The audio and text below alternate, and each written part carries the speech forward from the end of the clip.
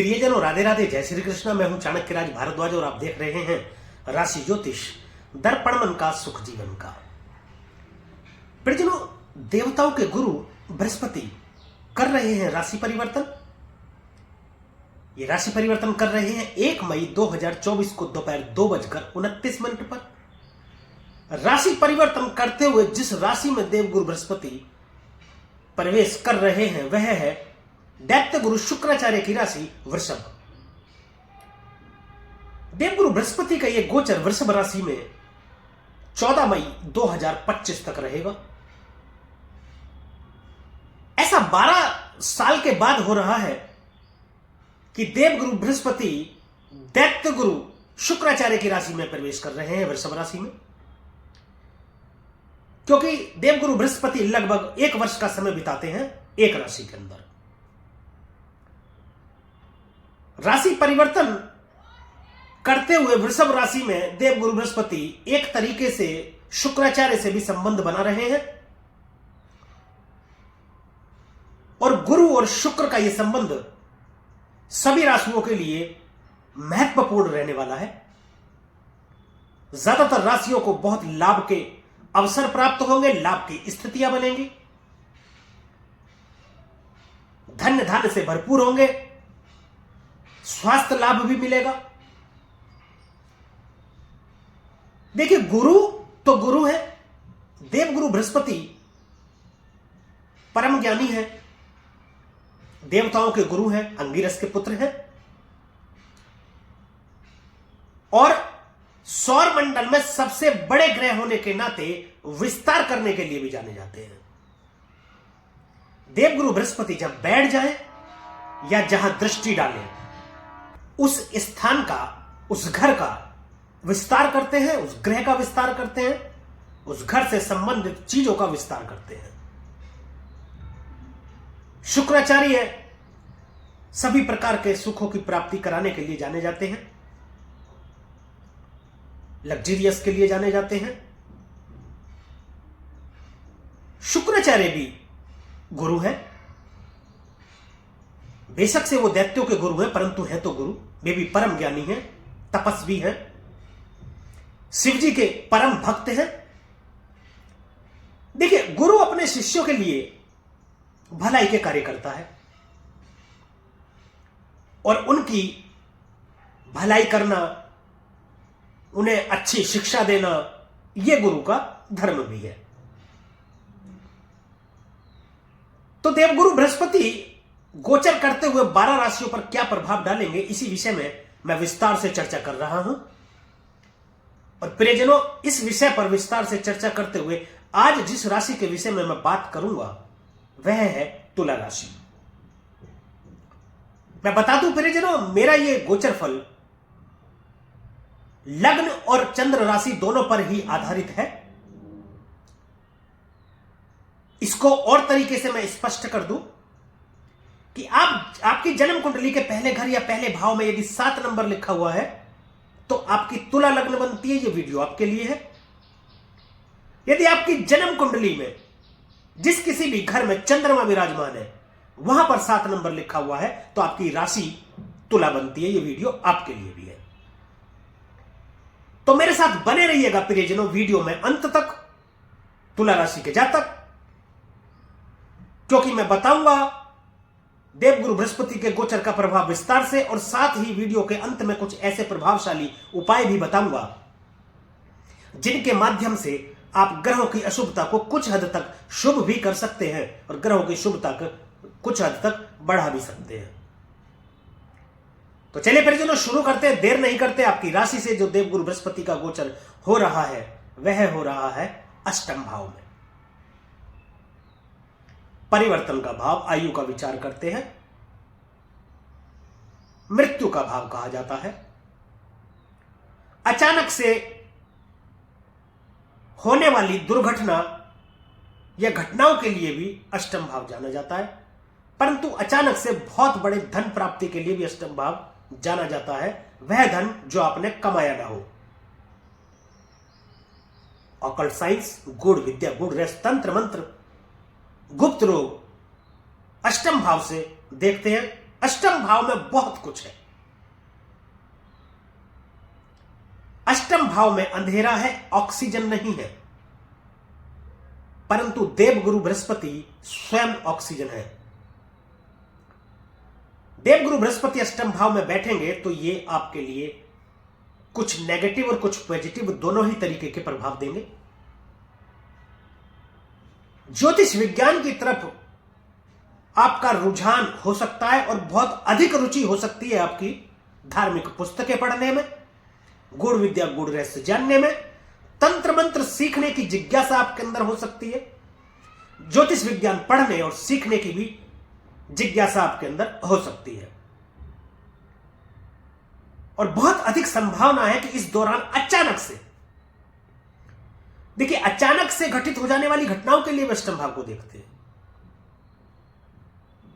तो अचानक से आपको कोई गुरु ऐसा मिल जाए जो तंत्र मंत्र की शिक्षा या ज्योतिष विज्ञान की शिक्षा आपको दे और आप एक अच्छे ज्योतिषी बनकर के भी आ सकते हैं। कोई बहुत बड़े धन की प्राप्ति हो सकती है आपको अचानक से, जैसे गड़ा हुआ धन कहा करते थे पहले जमाने में तो, लेकिन आज तो ये नहीं होता। आज गुप्त धन के रूप में कोई ऐसा धन या ऐसी प्रॉपर्टी जो आपके बड़े बुजुर्ग आपके नाम पर करके छोड़ गए हो और फिर अचानक से इस दौरान आपको यह पता लगे कि आपके नाम पर उस जगह पर यह जमीन है और अब वो आपको मिल जाए। धार्मिक यात्राएं होंगी, आपकी लंबी दूरी की यात्राएं होंगी, लेकिन यात्राओं में कष्ट की स्थिति थोड़ी हो सकती है, यह ध्यान देने की जरूरत है। अत्यधिक धार्मिक तो आप हो ही जाएंगे। कोई गुप्त रोग भी हो जाने की संभावना है, विशेष पेट से संबंधित कोई रोग आपको हो सकता है। उसमें यदि आप सावधानी रखेंगे तो बचा भी जा सकता है। देखिए ज्योतिष संभावना और सावधानी है, संभावना और सावधानी दोनों हम बता रहे हैं। संभावना सुने, सावधानी को भी समझे और सावधानी रखें तो ग्रहों के बुरे प्रभाव से बचा भी जा सकता है। प्रियजनों, देवगुरु बृहस्पति को 2 अतिरिक्त दृष्टियां प्राप्त हैं। सभी ग्रहों को एक दृष्टि प्राप्त होती है सप्तम, परंतु कुछ ग्रहों को सप्तम के साथ साथ 2 अतिरिक्त दृष्टियां भी प्राप्त होती हैं, जिनमें देवगुरु बृहस्पति भी आते हैं।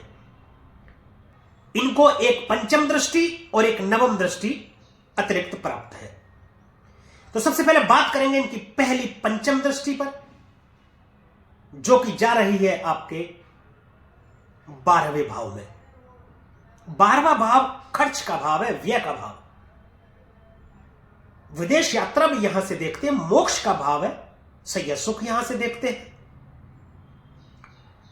कोर्ट कचहरी मुकदमा जेल इत्यादि का विचार भी 12वें भाव से करते हैं। व्यापार का भाव भी है 12वां भाव। देखिए देवगुरु बृहस्पति एक शुभ ग्रह है, तो शुभ कार्यों पर खर्च तो होगा ही होगा आपका, परंतु किसी बीमारी पर भी आपका खर्च हो सकता है। शुभ कार्यों पर खर्च कैसे होगा प्रियजनों? हॉस्पिटल इत्यादि का भाव है। हो सकता है किसी बीमारी के कारण आपको हॉस्पिटल में एडमिट होना पड़े और आपका खर्च हो, परंतु यह भी हो सकता है कि आपके घर में किसी नन्हे मेहमान का आगमन हो रहा हो या होने वाला हो, उस वजह से हॉस्पिटल में एडमिट होना पड़े, तो यह एक शुभ खर्च होगा। विदेश यात्रा करवाएंगे देवगुरु बृहस्पति, व्यापार में आशातीत सफलता देंगे, लाभ प्राप्ति का योग बना रहे हैं। दांपत्य जीवन सुखमय होगा, दांपत्य जीवन मधुर होगा, विवाह के योग बनाते हैं, शीघ्र विवाह के योग बनाते हैं, प्रेम विवाह के भी योग बनाते हैं। खर्च में यह भी हो सकता है कि आपके विवाह पर खर्च हो या संतान प्राप्ति पर खर्च हो, यह एक शुभ खर्च है। लड़ाई झगड़ा इत्यादि से बचने की आवश्यकता है आपको। देवगुरु बृहस्पति अच्छा फल आपको प्रदान करने वाले हैं। अब बात करते हैं इनकी सप्तम दृष्टि की, जो कि द्वितीय भाव में जाएगी। धन का भाव, वाणी का भाव, कुटुंब का भाव, भोजन इत्यादि यहां से देखते हैं, ससुराल पक्ष को भी देखते हैं, निवेश बचत इत्यादि को भी यहां से देखते हैं। वाणी आपकी सौम्य हो जाएगी, मीठा बोलेंगे, ऐसा बोलेंगे लोगों को अच्छा लगेगा। कुटुंब में संबंध आपके अच्छे बनेंगे, कुटुंब से मधुर संबंध होंगे। कुटुंब में वृद्धि के संकेत देते हैं देवगुरु बृहस्पति। वृद्धि दो कारणों से, या तो संतान प्राप्ति हो या फिर किसी का विवाह हो। इस तरीके से कुटुंब में वृद्धि के संकेत दे रहे हैं। निवेश में नुकसान होने की संभावना हो सकती है,